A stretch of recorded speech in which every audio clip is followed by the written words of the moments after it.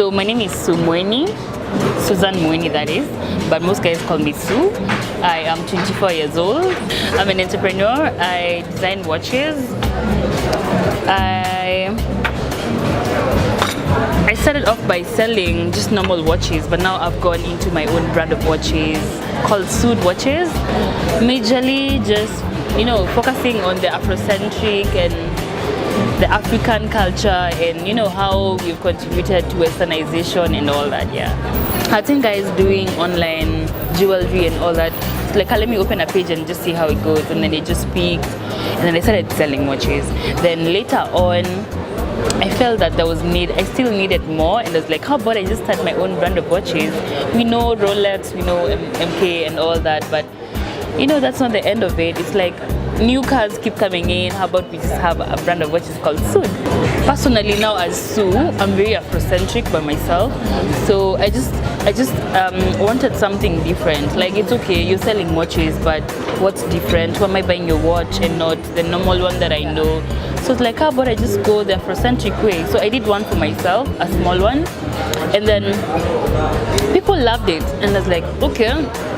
My favorite piece is not even here, but I think it's the first one I did. It's in this size, it's a cuff size one, but the pattern is one that Patricia Kihoro wears a lot.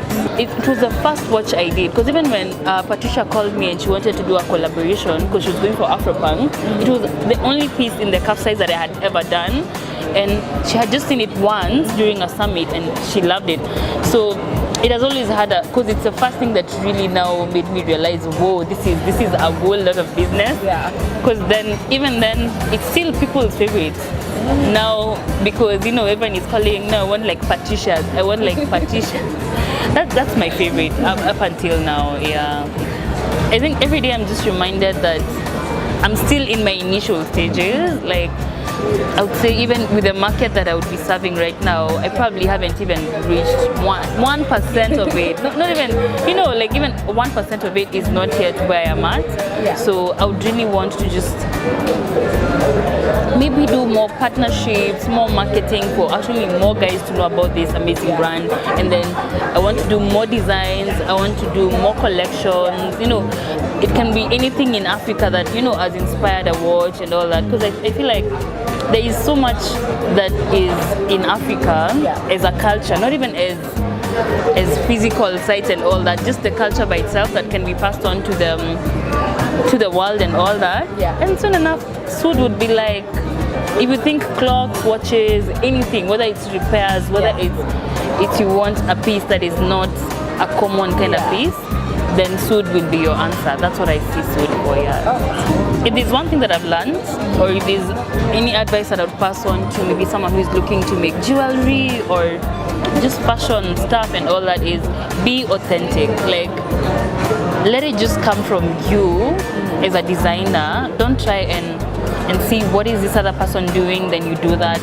Because then again, now it becomes, when you're not authentic, it becomes hard to create. But when you're very authentic, you just wake up and you create some stuff and people are like, wow, how did you?